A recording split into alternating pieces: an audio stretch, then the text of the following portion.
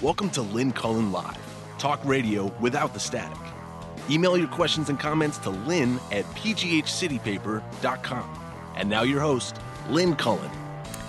Yeah, hello, welcome to the show. It's the 9th of January, 2018. It's a Tuesday, and we're going to do something we haven't done in, it seems like, since last year. And that's have my sister Susan on. Hi, Suze.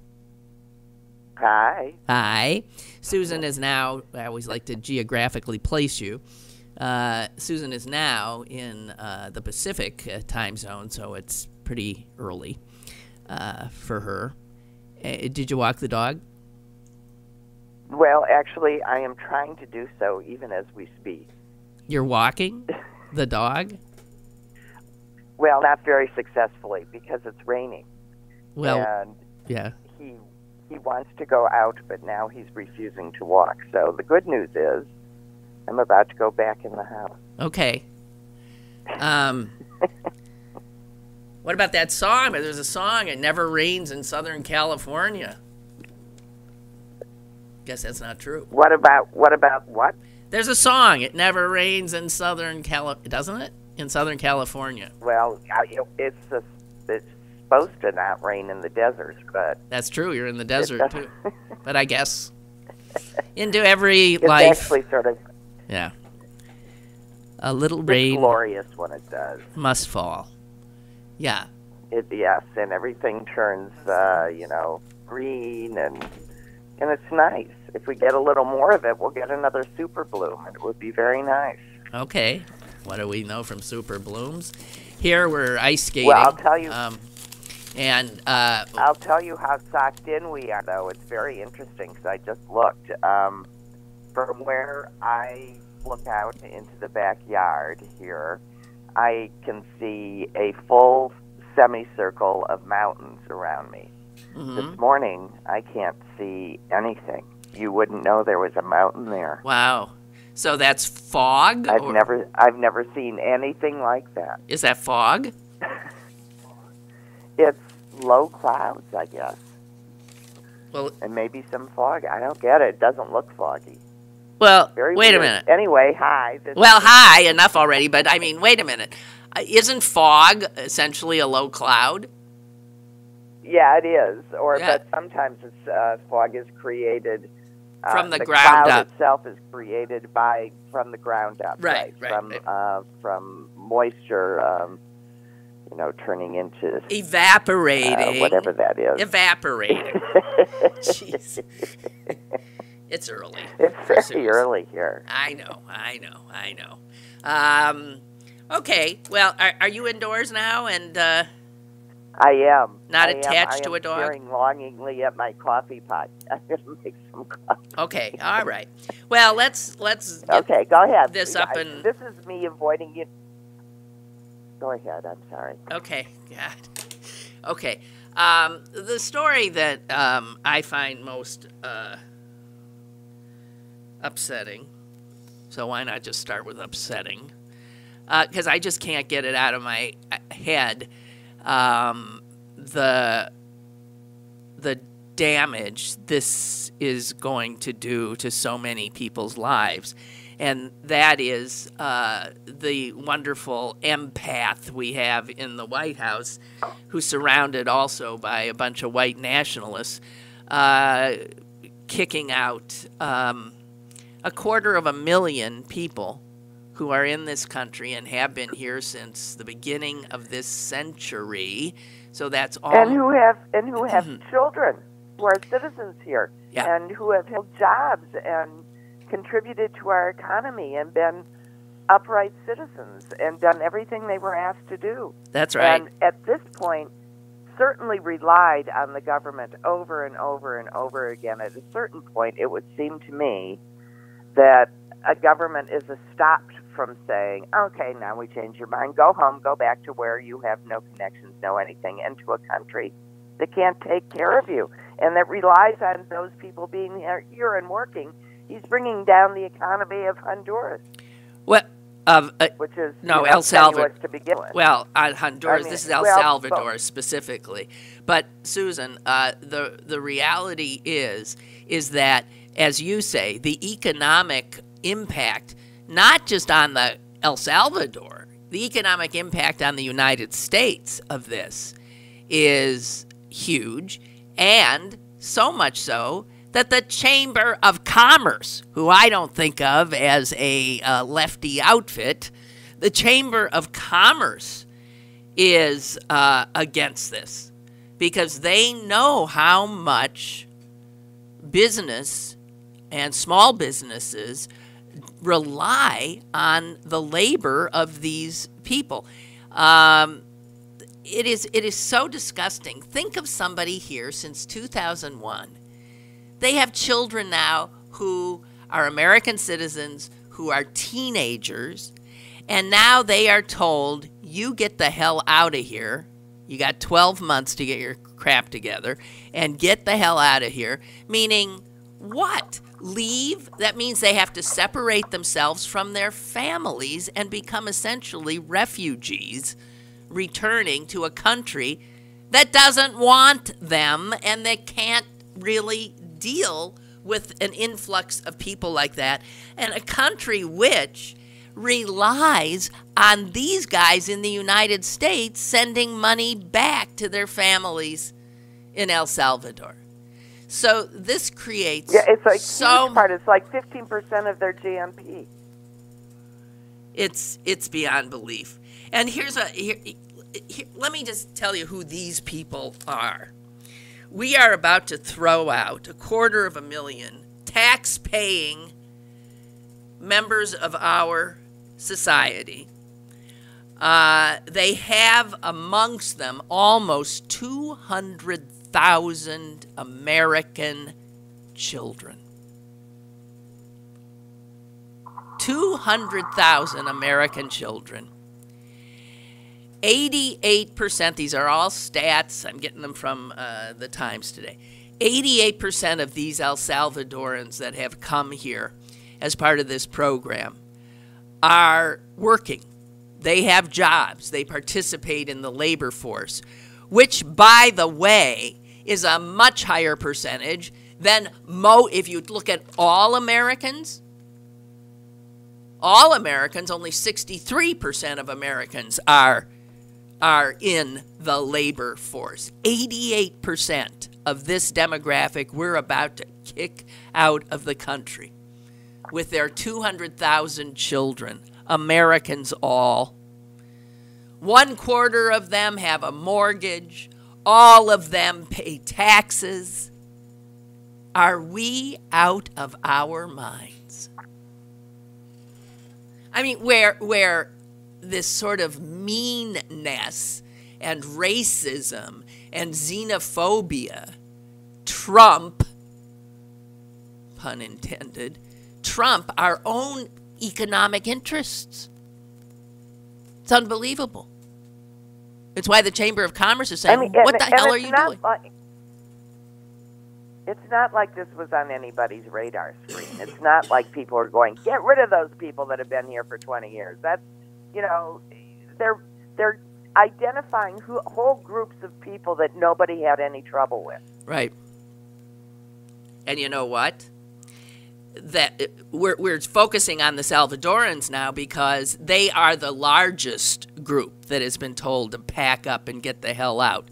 But last year, which granted was just a few weeks ago, last year the Trump administration did the same to people from Sudan, to people from Haiti, to people from Nicaragua.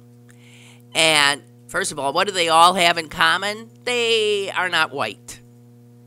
What do they all also have in common? If you add them all up, you end up with 1 million people who have been living here, some as long as 18 years, who, as I said, have jobs, are contributing, are taxpayers, have not violated the law, are clean, good citizens with hundreds of thousands of children born here and thusly American, and we are going to throw them out, send them back to countries that cannot deal with such an influx? It's insanity. The only way you can be for it is if you want fewer black and brown people in the country. I don't know what other possible reason there would be. And listen to this one guy, Susan, in Houston, where they're still cleaning up from the hurricane there. This is a guy who runs he's a chief executive of a construction company. And he says, I've got 29 Salvadorans on my payroll. They are incredible workers. I'm going to have to fire them because they now are losing their status, the status that allowed them to be legally hired. And he said, and this at a time when we already have a labor shortage in the Houston area, not enough people to deal with all the construction and reconstruction that is needed in the wake of the hurricane. And so a guy like this may well have voted for Trump, but he looks at this and says, what the hell are you doing? When racism trumps self-interest. And these are people that not only will they not have, any hands to replace them, but these companies put money into these workers. So some of these workers were at company expense trained to be, craftsmen, plumbers, electricians. This is not don't think of this as a migrant workforce. This is middle-class people that have made good lives, homeowners, paid taxes, done everything right. Yeah. Hey, I'm being told there's and we're granted a status that really is not all that changed from when they came. And it was based on that status, and I don't understand that. I mean, where we've got to wait for someone they have to come get someone, and then a lawyer can step in and say stop. But if this can be allowed under our American justice system, then I'm just plain old heartbroken. Well, Susan, I was saying yesterday, I'm being told by a listener that there's a hum that is obviously annoying him. Susan, do you hear a hum too? I don't hear any. No, I don't hear a hum. It's coming from me. I get a me? delay, but I don't get a hum. Or her. Oh, we're gonna blame you. No, are you on a cell? Well, you want me to? Yeah, you want she's me on to a cell phone. Call back in. Yeah. A landline would make this her louder and maybe give her some hum. Yeah, there isn't a landline in California. She doesn't have a landline. A what? A landline? I thought those were things we were trying to get rid of. Landmines, right? Landmines, landlines, they definitely get... All right. Well, Suze, I've been saying that I just... I don't recognize this country anymore. It does not in any way reflect my values. And I'm taking a knee. I can't pledge allegiance to this nation as it currently is constituted and as it presents itself to the world. It's an embarrassment. I'm shamed. Yeah. I'm shamed well, by yeah, it. I mean, I was already taking a knee, so I'll take 2 knees. Okay. That's fine. I mean, unbelievable. Speaking of taking a knee, did you see, not that I watched it, there was a big college football game on last night. It was supposedly... No, I didn't watch All it. right. It was supposedly the national championship. Yeah, the Georgia game, yeah. Yeah, and the president was there. And he was on the field when the national anthem was sung. And there is video of him standing, not knowing the words. clearly not knowing the words. Clearly not knowing the words. Every once in a while he goes, blah, blah. He does not, I mean, in a way, looking at that, that is more mind-boggling than anybody taking a knee, which has nothing to do with the anthem itself. But here's a guy who thinks the anthem is so, and disrespecting the anthem is such a big deal. And then if you put a tight camera on him while the anthem is happening and he's supposedly singing it, you will note he doesn't know the words. Check it out. Somebody told me that... What? I don't know why we're ever surprised about this. I'm sorry. This is the delay playing out, if you understand what I know. It's bugging us. Yeah. Well, it's been going for a while. And this is just an aside. I've decided that they delay me so that you can bleep me or hang up on me. No. Well, that's not it. No, there is no. We don't have a delay. We have no delay here. Well, I got a delay. So this is well, that's what cell phones do. It's why I really don't like talking on them. You always end up stepping on each other. There's a slight delay, which doesn't happen on landlines. Anyway.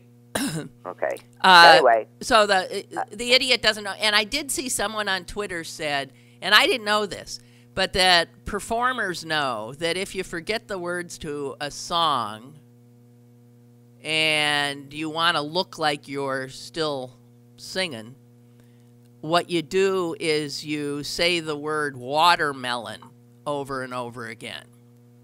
Watermelon, watermelon, watermelon. It moves your lips in a way that I guess works for almost anything. Watermelon, watermelon, watermelon. So somebody needs to tell the old prez.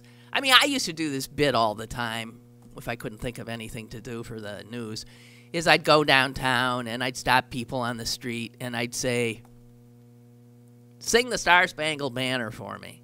And nobody knows it. Nobody knows the words to it because they think they do. We all think we do.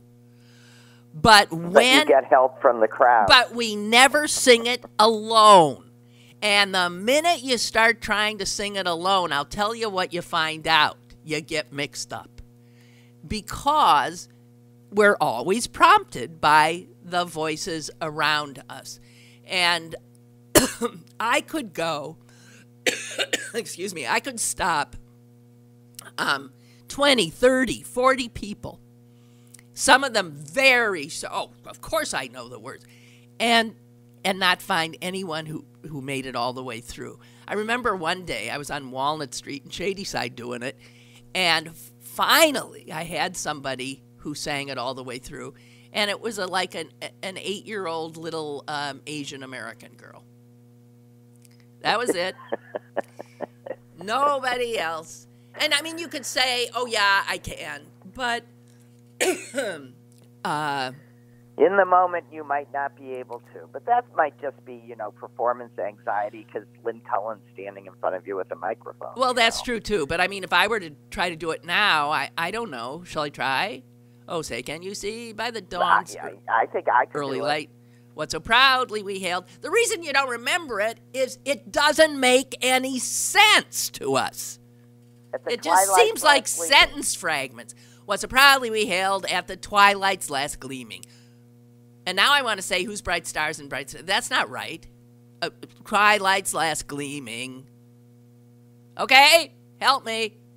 Oh, say, can you see? Oh, say, can you see? By the dawn's early light, what's so proudly we hailed at the twilight's last gleaming. It is whose broad... Wait. Whose broad stripes and bright stars. Yeah. Were so... What? We so stripes, stars, gallantly watched, were so gallantly streaming, gleaming, streaming. ramparts we watched. Or the ramparts we watched were so gallantly streaming.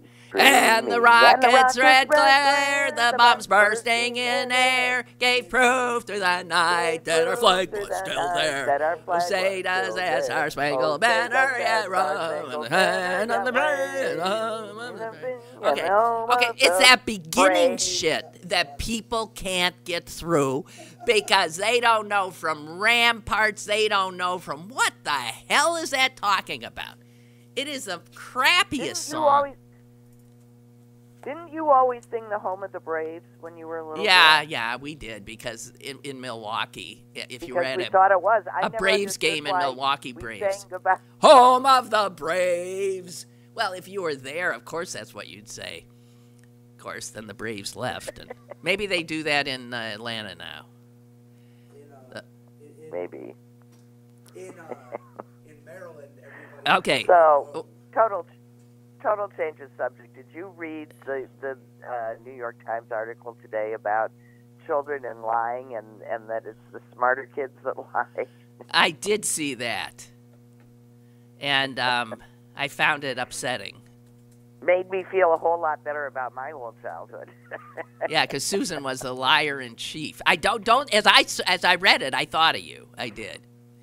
Well, yeah, but I mean, I was a merciful liar. Mom and Dad were so exhausted by you and our brother that by the time I came along, they simply had no tolerance for the truth. and Bill used to prove that by telling him the truth, and Mother would always laugh as if he were kidding. Right, and Dad would just forget about it because he couldn't handle it. So, there you go. By the way, nobody else I hears just like a hum. being told I was smart. No, I know. They don't know what we're talking about. Go ahead. Okay, so Dorothea writes, I'm trying to imagine the images of our military police expelling these Salvadorans from their homes. It will be ugly and embarrassing. Well, those images, Dorothea, are available every day of the week. This is what we do every day of the week. Do you see media covering that? Well, The stuff I mean, we're they're pulling children out of hospitals. They're arresting parents at the bedsides of their children. That's right. It is. They're holding teenage girls hostage. We are as ugly a country. I mean, it conjures images from, pre-World War II Germany. I'm sorry, it does. I happened to see a documentary this weekend called Big Sonia, and Sonia was a survivor of the Holocaust. And what a remarkable woman. She's 92, lives in Kansas City, and is such a great character that this whole carries the documentary. And as she tells her story, I mean, it's sort of like what, people being rousted from their employment, from their homes, separated out, children separated from parents, armed men taking you away. I'm sorry, that's the picture she was suggesting. The only thing different is we aren't immediately sending these people to their deaths, although some suggest that is what ends up happening in their countries and to many of them. We are, I'm sorry, a vile nation now. Dorothea says, and with the primaries months away and a big election looming in November, removing minorities from this country will help the Republican cause. Well, these people couldn't vote. They weren't citizens. These aren't voters. If they were citizens, they couldn't remove them. But they did have a status that allowed them to be here legally. It was a protected status, right? Oh, jeez. So this is not an argument about throw the illegals out. These people were allowed in and then given a special status for over 20 years. And to suddenly say, okay, well, now we've changed our... I mean, you can't... You are stopped. You cannot. Well, I mean, the hardliners will say, look, I mean, this program is called a temporary status, but humane... When by your actions, no, excuse me, when by your actions, their actions, the government says, that temporary has now gone on for 20 years, we take judicial notice of the fact that that's pretty permanent. And that you have settled here, and that you are part of your communities, and your children go to school here, and are Americans. It would be... I don't know any definition where 20 years is temporary.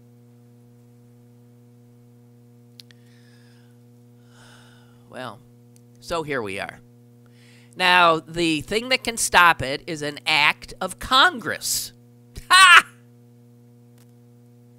So, guys, all the more reason to vote in 2018, because you take over the Congress and we can pass legislation that would stop this. These guys have a year before they have to leave, so that... I really think they're doing this to get the wall built. They're going to trade all of these lives for the wall. Using human beings. They are going to use human beings cynically as their, disgusting. It is disgusting. They're the worst. That is clearly. They're the worst, the worst, the worst. Gotta tell you. It's stuff like this that drives me to... Clearly, what, Suze? Sorry. But look at the timing. I mean, no, I know. Now? No. I think, and people are saying, between DACA and this, these are all ways. That's why there's all these people meeting at the White House today on immigration. About DACA. Yeah. Right. They're explicit about DACA already. That's already tied. They're just this is just additional fodder. That's all it is. These are not human beings. They are fodder. Unbelievable. Put up those Confederate statues. We're no better. Jenny writes, prior to the singing of the national anthem at last night's game, Trump was escorted onto the field like a king, being escorted to a coronation with complete regalia, military escort, and hail to the chief. If you listened close, you could hear plenty of boos. But I got the feeling, that's Dan Sath, but I got the feeling the network did their best to minimize the crowd reaction. The expression on Trump's face was that of an immature child at his own birthday party. Well, we know who he is. All of this, Well, and in his defense, any president enjoys those moments and would have a self-satisfied look on their face. That's what happens. I'm doing an obituary because it makes me feel better. Careful, the New York Times had to apologize for an obituary. Did they? What did they do? They, when they wrote the obit on the just departed head of the Mormon Church, people felt that they didn't pay any attention or enough attention to all his good works and only his stances on gay marriage and something else. I don't know. Okay. They had to apologize? They Well, there was just a big piece where they published all these letters and let the obit writer respond. Oh, okay. Okay. Well, that makes sense. Anyway, here's my obit of the day. And I take refuge in these obituaries because they are often about lives well lived and people who make it. Because they're blessedly free. And, they don't have to suffer President Trump anymore. I'm envious about that. But Dr. Jimmy Holland, 89 years old. Jimmy, by the way, is a woman. And her parents named her Jimmy. It's not short for anything. She was born into a town of 100 people in South Texas. And parents were high school dropouts. And she had no more sense that a young girl like her could be anybody or do anything than, than feeling like, she could jump over the moon. So somehow, though, she made it to college, and then from there was on her way, and she ended up becoming a doctor. And back then, not a lot of women were becoming doctors, right? Right. She gravitated to psychiatry. And she was married initially to another doctor who was an oncologist. And as she saw how he treated his patients and how the general protocols were, she got very upset and felt that these people who were battling cancer were not being well served by the way we were doing medicine. And she said their mental well-being was absolutely not even on the table. And all that was on the table was what she called the tyranny of positive thinking, which is something that pisses me off, too. And you see it a lot when people are ill these days, that the charge is that, your attitude is really important. Like, somehow, if you aren't like this happy-go-lucky warrior with an upbeat attitude, you are contributing to your own lack of good health. And she said this, look. And if you don't get better, it's your own fault. Yeah. So in other words, you're not, it's your fault, right? It's all your fault. And she says, look, a good attitude is one thing, and it won't hurt as long as it's coupled with competent medical care. But she says this, here's a quote: "It's bad enough to have cancer, but when all of your family and friends are saying that you have to be positive, you have to fight this thing, and the patient is exhausted and beaten up by the treatments, it seemed to me," she said, "that adding that burden to be positive was just ridiculous." And she said you end up with people being viewed as weak or as actually contributing to their own demise, which is what you just said.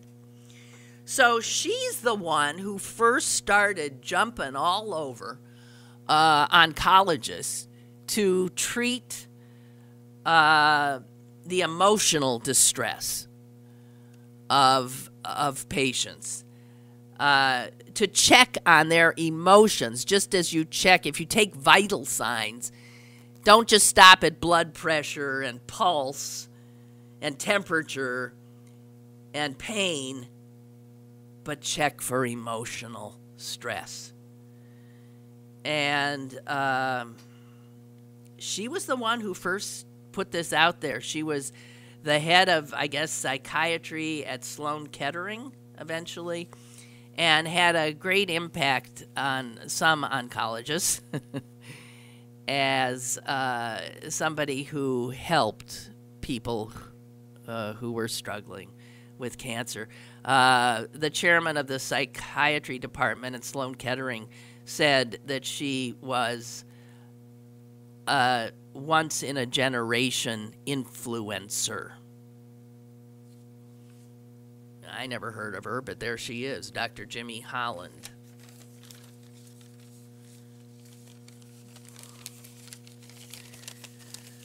Oh, okay. I came upon a little saying, which I liked, and I thought was really smart, and I think applies to a lot of what we're dealing with in the United States right now.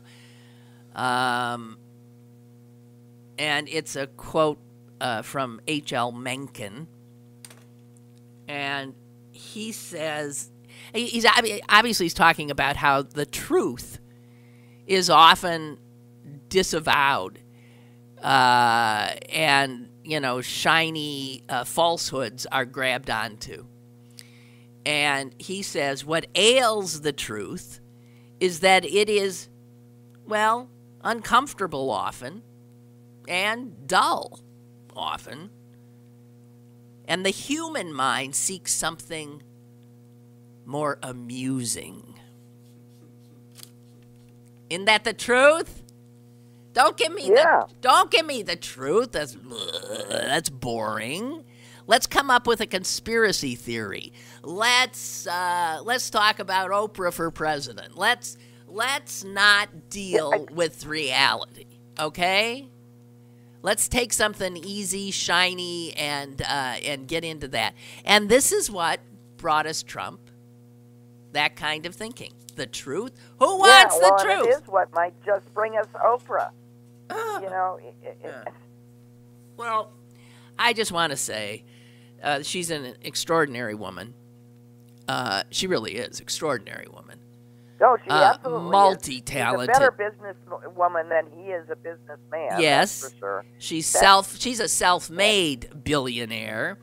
She is a motivator. Right. She is a positive force. She's a good person. You can just tell by her life and her actions. She's, in many ways, everything he is not. But if we're going to get into only celebrities can be president, we're even more messed up than I suspect we are. Right. I mean, it was bad enough that only, multi-millionaire billionaires can afford to run for office. But now you have to be a television personality. Yeah. Because only name recognition will buy you, a place in our hearts. Right. Now, it's just discouraging, and I agree. I think she's a wonderful human being. I can't think of a bad thing to say about her. The Red Meat Association has been pissed off at her variously during. Well, there's some things she's done that are silly to me. She gets off on some new. Like she brought us Dr. Phil and Dr. Oz. She brought us Dr. Phil and Dr. Oz. Yeah, and she can get like new agey silly at times. She got behind that stupid book. Remember what was it? That if you just dreamed about what you wanted, you could get it. Do you remember that? Oh yeah. What was that? She was behind that. It was the stupidest thing I ever heard. A scam. So okay. So this just in: she's not perfect. But no. Man, can she deliver? Can she write and deliver a speech? Yeah, that's why. I mean, she's who she is and what she's done. She is somebody who is charismatic, who is capable of moving a room full of people, and that's what you do want in a candidate. You want that ability. I would say Bill Clinton had that ability. Barack Obama had that ability. Donald Trump apparently had that ability for his audience. Lost to me. But there's a whole bunch of people who ran and never made it who didn't have anything approaching that quality. I give you John Kerry. I give you Michael Dukakis. I give you Al Gore. I mean, Democrats are forever putting people up who are just boring as holy hell. And the fact that so many people went berserk over her shows how hungry Democrats are, liberals are, for somebody who can carry our banner after we lost Barack. Yeah, well, we were hungry we were looking for Michelle Obama before Oprah. That's right. We really do want a black woman. Yeah. Well, as did every star at the Golden Globes. It was beginning to look like the accessory of the night. What? Having a black woman? A black woman activist on your arm. Oh yeah, there did seem to be a lot of that. Who the hell knows? Okay. Well, it was getting. I mean, I don't know. I thought it was getting a little enough. Well, I here's guess what I that's think just about me. the Hollywood types trying, like it or not. being all preachy. Well, like it or not, they have a platform. And they're human beings like we are. They're citizens like we are. And they have a platform. And if I had a platform, I'd use it. They have a platform, they use it. They're not suggesting that they know more, but they have the right. I really do feel as they do. No, and I thought it was, in its enormity, an interesting and powerful statement. I did. But there were moments during that show when I thought, for example, why am I beginning to feel sorry for Kevin Spacey? I don't want to feel sorry for Kevin Spacey. Why does being right give you a right to bully the person that was previously the bullier? I was uncomfortable several times during that evening. Well, just me, huh? It's just part of, again, our culture going downhill. Trump brought us so low where you could just kick anybody anytime, and it turns out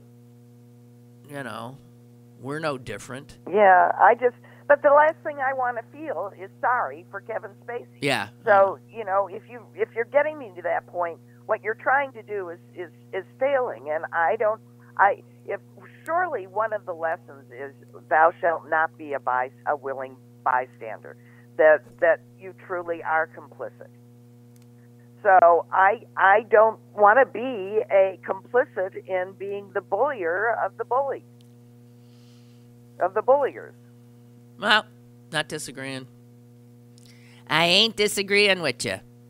Okay, I got another great story. This is a great story. I can't believe it. It made my day. I found it yesterday. This is still unsubstantiated by science, but let us say scientists are totally freaked out by it. And that is, there have been now up to 20 eyewitness accounts of this thing occurring, but nobody has managed to get it on. It's sort of like UFOs, right? Nobody has gotten it on camera. But 20 people who seem to be sane have said the same thing. I couldn't believe it. Here's what I saw. And what it is, it all comes from Australia. Australia has had a huge drought. They have tons of wildfires.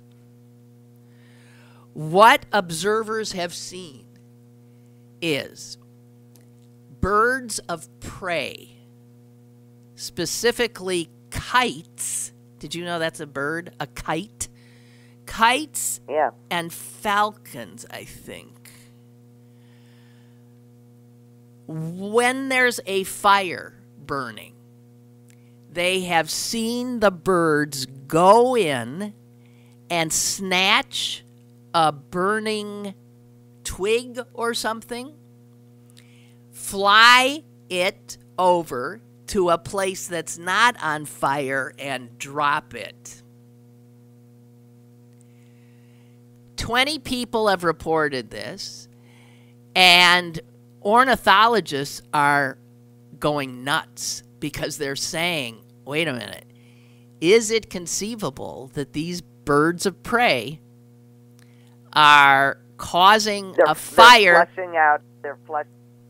They're flushing out prey. They're flushing out prey.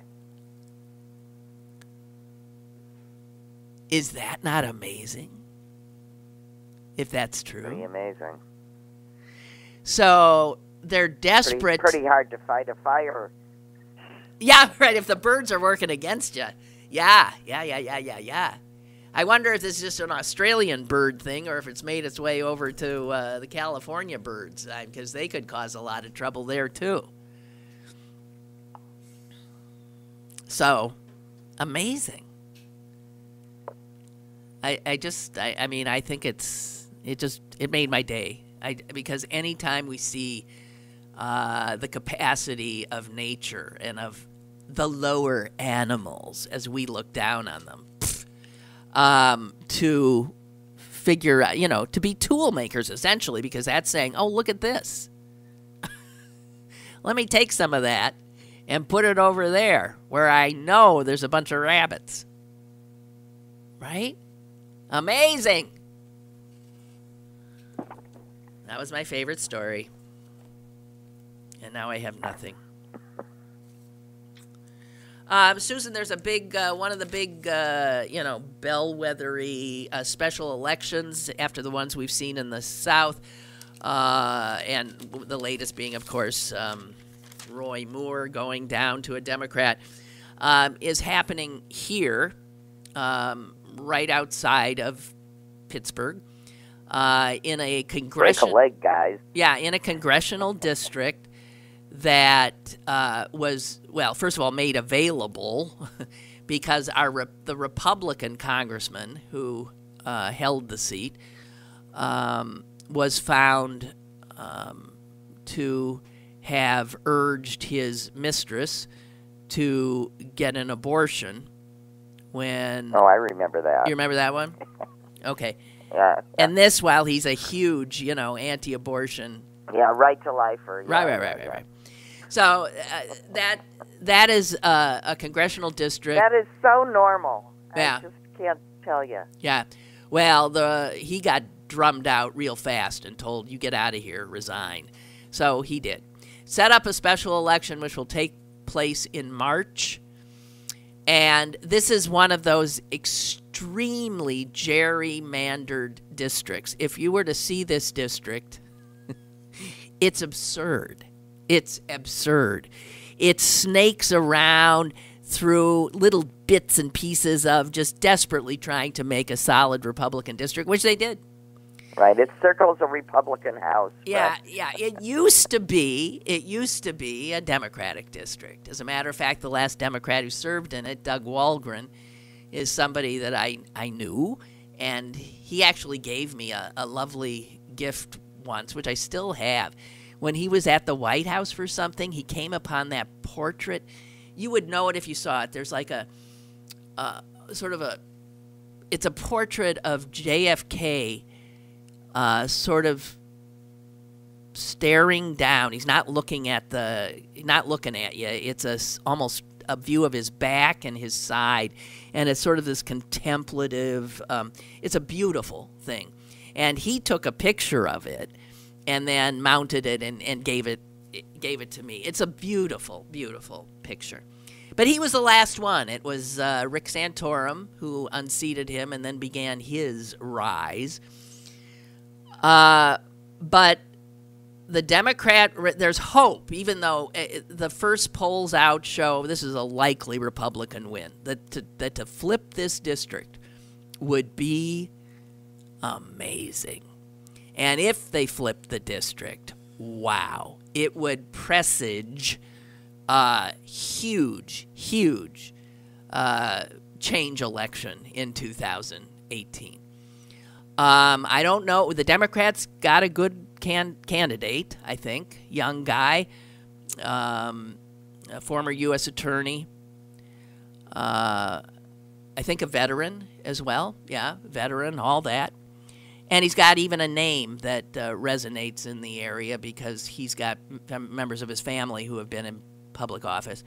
Anyway, he's running against a guy who says, I was Trump before Trump was Trump. That guy is good. Yeah, that guy's already running ads. Well, he's not, but moneyed, deep-pocketed Republican money is already got ads on television and radio trumpeting the Trump-like candidate. I've seen nothing for the Democrat, which already is making me nervous. So the Republicans are fighting. They're right in, pouring money in. Connor Lamb, who is the Democrat, said that if he is elected, he will not support Nancy Pelosi for Speaker of the House. Oh, he's the guy. He's the guy. I was reading about him. I think this is very smart. Yeah. Time to shake up the party. Yeah. Let's shake it up, bring young people in, and get these old people out. However good they were, get them out. And Republicans who hate powerful women, loved Hillary as a constant motivator for their voters, and absent Hillary, Pelosi. And in these races, they're saying, you want Nancy Pelosi back as Speaker of the House?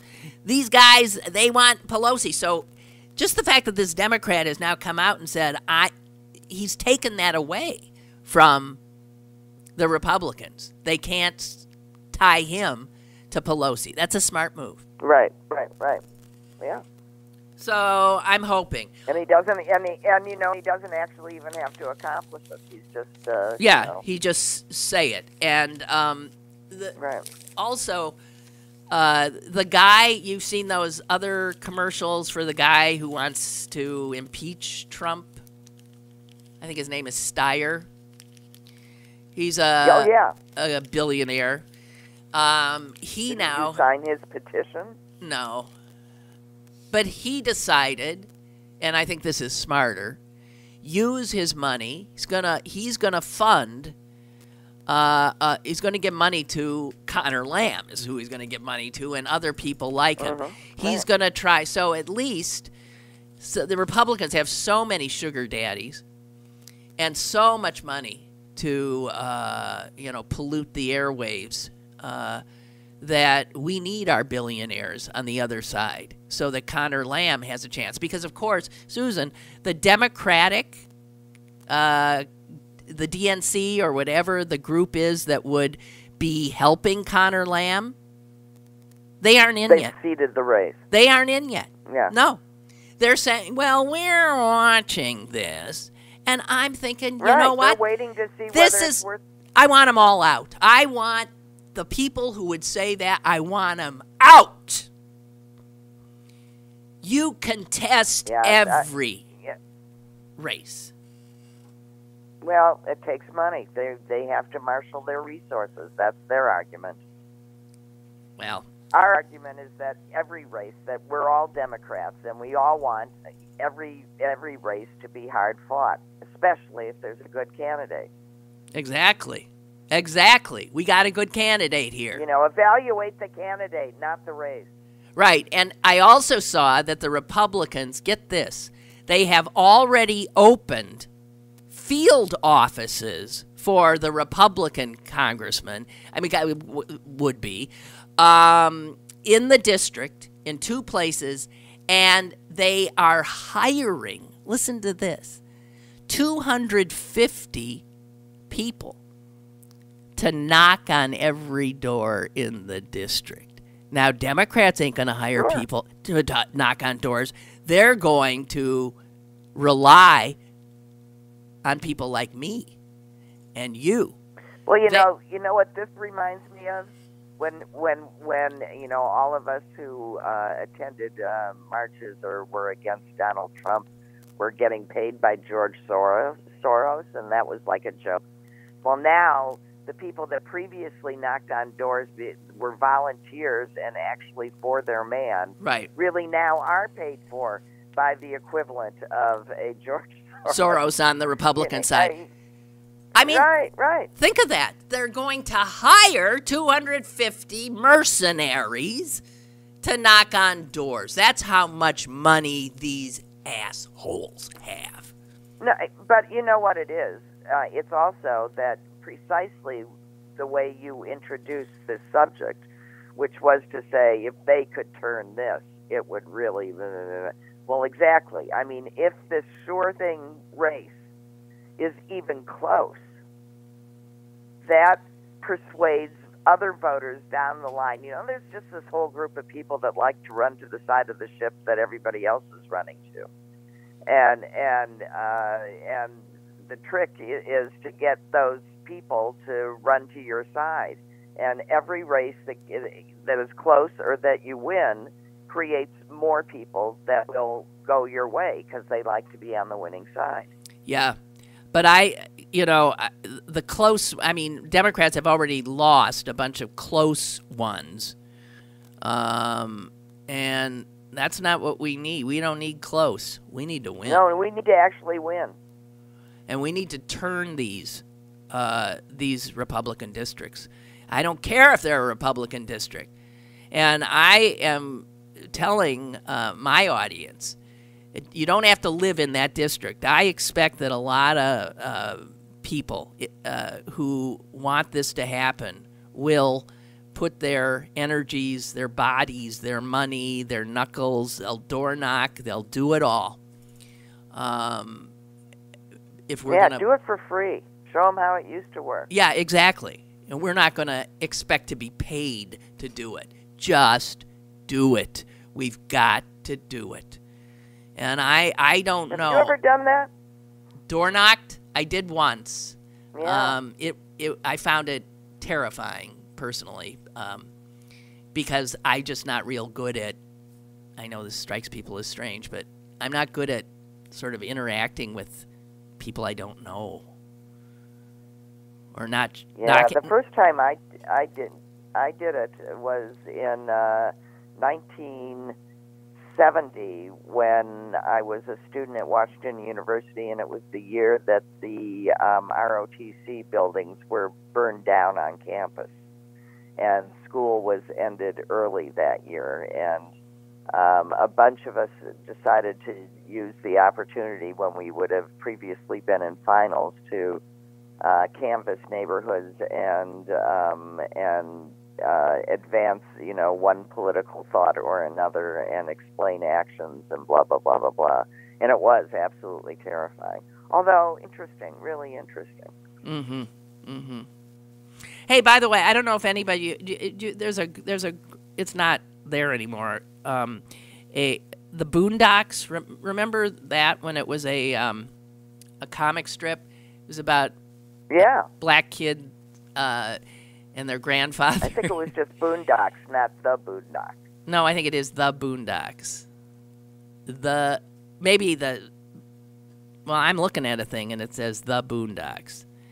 And that was a guy named Aaron Magruder who started it as a syndicated comic strip, but then took it to television, to the Cartoon Network, as an animated cartoon show. And I have to tell you, it was brilliant.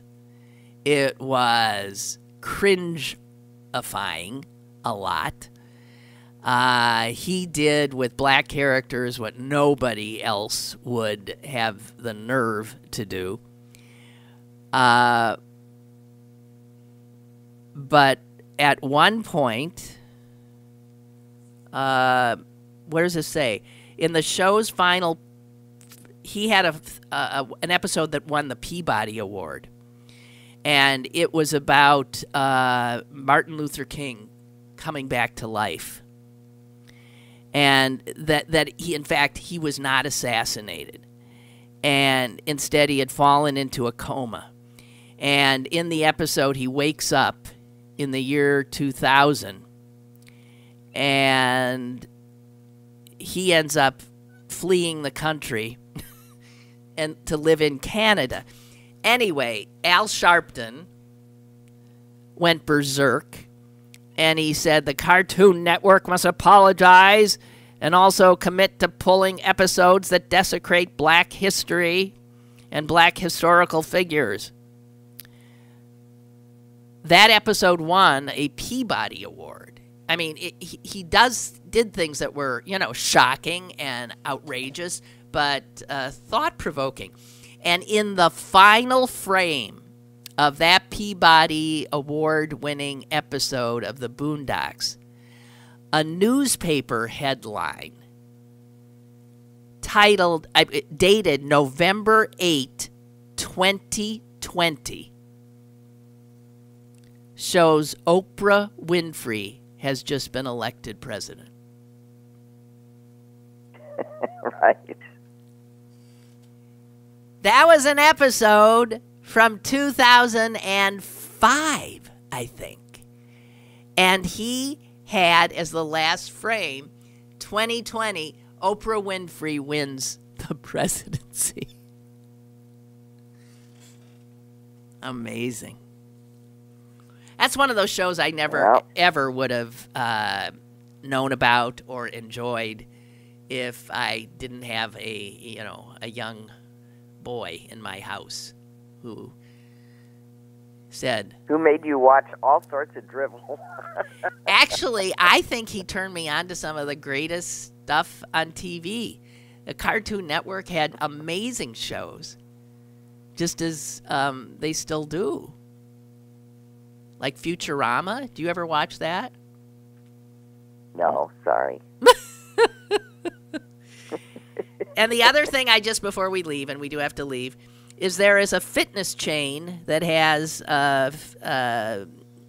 gyms all over the country, and it's called Lifetime Fitness, and it has said that as of January 1, in their gyms, no CNN, no Fox, no news programs can be on the televisions. Because... fights.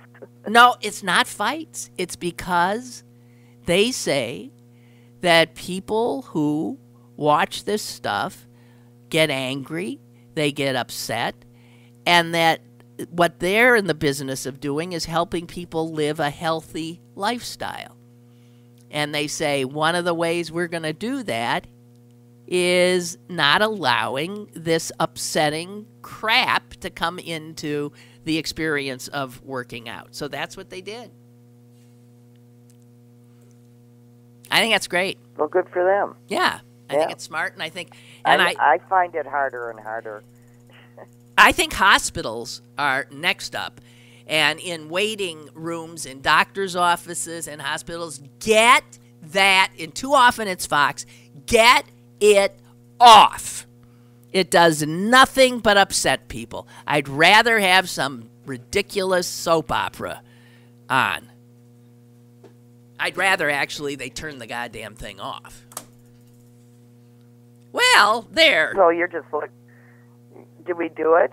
We did it, Susan. Try and take the poor dog out? He's sitting with his legs crossed. Okay, but he's been very good. And has it stopped raining? I think it has. Good. Okay. Well, give Ernie my best. For that matter, give Mom my best. And thanks, Suze. Good to have you back. Okay. All right. Yeah, nice to be back. Uh-huh. Okay, bye. Okay, bye-bye. All right, you guys, that was that.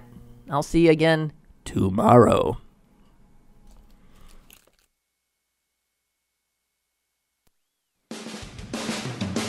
Lynn Cullen Live, Monday through Friday from 10 a.m. to 11 a.m. and archived at pghcitypaper.com. The opinions expressed on Lynn Cullen Live are those of the host and do not necessarily reflect the viewpoints of Pittsburgh City Paper or its advertisers.